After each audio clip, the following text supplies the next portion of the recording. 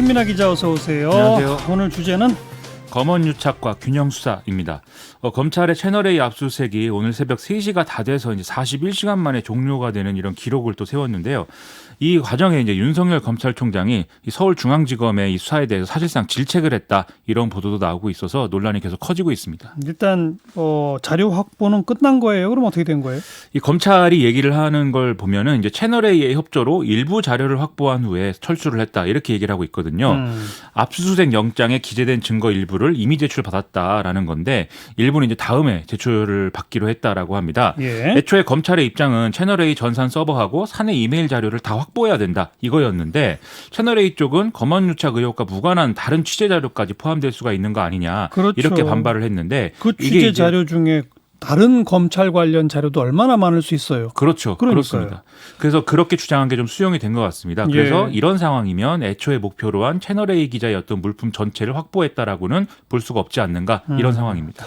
아무튼 그건 그렇고 윤석열 총장이 서울중앙지검을 질책한 그거는 뭐예요? 애초에 그 채널A 기자하고 검사와의 어떤 유착 의혹 그것은 이제 MBC 보도로 알려졌다는 거 다들 아실 텐데요. 서울중앙지검은 MBC에 대해서도 구속영장을 신청을 했는데 이제 법원에서 기각이 됐다는 겁니다. 그런데 이거에 대해서는 구속영장을 애초에 청구할 때 이 내용을 부실하게 이제 검찰이 기재했기 때문에 기각이 된 것이다라고 윤석열 총장은 본다는 건데요. 예. 이 보도가 나온 뒤에 서울중앙지검은 28일 밤에 모든 의혹을 치우침 없이 엄정하게 수사해 나갈 것이다라고 이제 입장을 밝혔지만 대검이 다음 날인 29일에 윤석열 검찰총장이 서울중앙지검의 비례 원칙과 형평을 잃었다는 비판을 받지 않도록 각별히 유의하기 바란다라는 지시를 내렸다라고 밝혀서 사실상 질책을 했다는 점을 이제 인정을 한 셈이 됐습니다. 핵심은 구속영장 신청 내용이 정말 부실했는지 안 했는지잖아요. 그렇습니다. 지금 언론 보도에서 이제 나온 것들을 보면은 MBC를 이제 채널A 관련 강요미수 사건의 참고인으로만 영장이 기재했다라는 건데요. 참고인. 그렇습니다. 예. 지금 이제 MBC는 이 해당 사건의 어떤 제보자하고 채널A 기자가 만나는 장면을 동의 없이 촬영했다는 의혹을 받고 있고 또 관련 보도에서 최경환 전 부총리가 신라젠에 투자했다는 의혹을 다루기도 했는데 예. 바로 이 부분에서 이제 최경환 전 부총리가 MBC 측을 명예훼손으로 고소한 상태이기도 합니다. 그래서 윤석열 총장의 지시라는 것은 이 사건과 관련된 압수수색의 필요성도 영장 청구 내용이 다 기재가 됐어야 한다고 본다. 이런 얘기인 것이죠. 근데 최경환 전 부총리 거는 좀 성격이 다른 거 아니에요?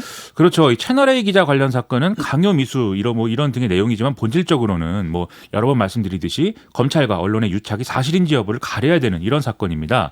반면 최경환 전 부총리 고소 이 건은 MBC 보도의 어떤 진실성이나 명예훼손 여부 이런 것들을 판단해야 되는 사건이기 때문에 본질적으로 좀 다른 부분이 있는 건데요. 예. 그래서 두 건 모두 제보자가 같은 사람이기 때문에 접점이 없는 건 아니지만 반드시 같은 날 같은 방식으로 지금 뭐 다뤄야 된다는 법은 없는 거죠. 그러니까 MBC의 불법 촬영 보도 이것도 마찬가지인데 보도 과정에서의 위법성 문제인 것이지 검찰과 유착 이거와는 다르기 때문에 이걸 뭐 같은 날에 반드시 영장이 나와야 되는 거냐 여기엔 좀 의문입니다. 그럼 이런 상황이 왜 벌어지게 된 거예요? 일단 그래서 윤석열 총장하고 이성윤 서울중앙지검장의 어떤 관계 여기에 주목하는 보도가 나오고 있는 건데요. 이성윤 지검장은 법무부가 이른바 윤석열 사단으로 불리는 검사들에 대해서 이제 인사를 단행한 이후에 취임을 했죠. 두 사람은 또 사법연수원 동기인데 정치적으로 보면은 윤석열 검찰총장은 조국 전 장관 수사 문제라든지 이런 것 때문에 지금 정권하고 좀 적대적인 관계다 이런 이제 세평을 받고 있는 거고 이성윤 지검장은 법무부 장관을 비롯한 정권 핵심부와 가깝다 이런 평가를 받고 있기 때문에 뭔가 양자 간의 대립 구도다 뭐 이런 보도들을 많이 하고 있는 겁니다. 근데 이런 해석을 넘어서 이 윤석열 총장의 지시가 검찰 수뇌부가 지금 이 사건을 어떤 시각으로 보고 있는지를 또 드러내는 부분도 있어서 이 점은 좀 흥미로운 대목입니다. 윤석열 총장이 어떤 시각으로 보고 있는지. 그렇습니다. 어떤 시각이요? 일단 지금 말씀드린 MBC 문제하고 채널A 문제 이 두 개에 대한 영장 청구를 같은 선상에 놓으려면 두 사건 모두 검찰과의 어떤 관계를 뭐 사칭을 한다든지 이런 존재에 의해서 언론이 휘둘렸다. 그 결과이다. 이 전제가 사실 있어야 되는 거 아닌가 이런 생각인 거거든요. 그래서 이 경우에는 제보자가 같은 사람이다라는 공통분모가 있는 것이기 때문에 윤석열 총장의 관점은 그러면 이제 수사의 칼을 어떤 제보자에게 겨누어야 한다는 거 아닌가 이런 해석이 가능하다는 겁니다. 그래서 이런 시각이라면 검언 유착이라는 것은 사실 이제 뭐 어떤 그 본질적인 문제를 따지면 지금 뭐 실체가 없다라는 인식에 가까울 것으로 추정이 되는데요. 둘째로 이런 해석이 아니라고 한다고 하면 한쪽은 여당에 유리한 사건이고 다른 한쪽은 야당에 유리한 사건이기 때문에 정치적 시각으로 형평성을 판단했다. 이런 이제 해석이 가능한 건데 그런데 사실 이런 판단은 검찰 입장에서 적절치 않은 것 같고 백보양보해서 이런 고려를 하더라도 내부의 어떤 지시 과정에서 이제 해결해야 될 문제이지 어떤 대검이 밖에다가 이제 뭐 이런 지시를 했다라고 얘기할 것은 또 아닌 부분이어서 좀 부적절한 측면이 있다 이렇게 보입니다. 어쨌든 이건 채널A, MBC 두 언론사에 대한 압수수색 영장 건이잖아요. 그렇습니다.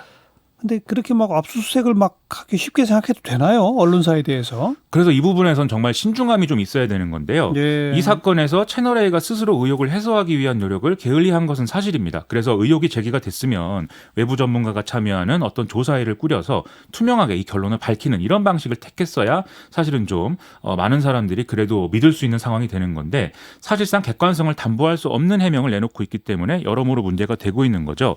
하지만 채널A의 이런 불성실한 해명과 검찰의 어떤 압수수색 시도가 반드시 어떤 법적 연관관계를 갖는 건 아니거든요. 네. 그렇기 때문에 언론사가 성역은 아니지만 또 취재 과정에서 있었던 일에 대해서 검찰이 강제 수사를 이제 관철시켰다. 이 전례를 남기는 것은 어떤 이유로든 위험할 수 있다는 것이죠.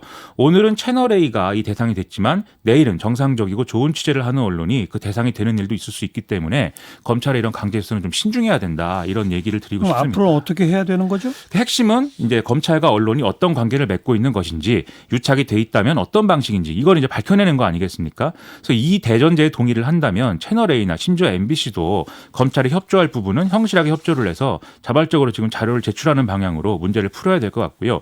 검찰도 언론사에 대한 강제 수사로만 이 문제를 풀려고 하지 말고 의혹을 지금 받고 있는 검사가 있지 않습니까? 이 검사를 포함해서 자체 감찰 등을 진행을 해서 검찰 내부에서 그 결과를 공개하는 방식도 검토를 해야 되지 않는가 이런 생각입니다.